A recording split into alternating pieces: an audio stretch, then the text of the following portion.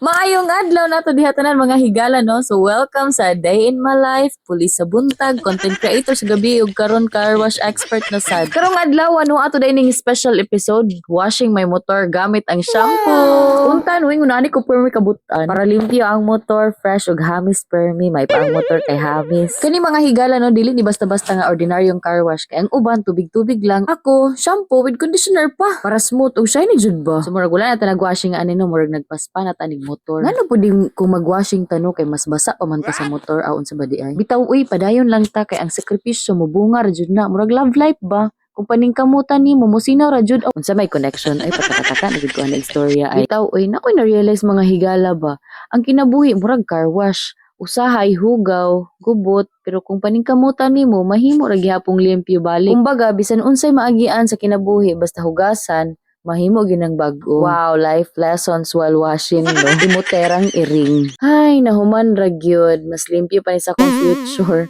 Pero kabalo taon sa sunod mahitabo. Muulan na budugma.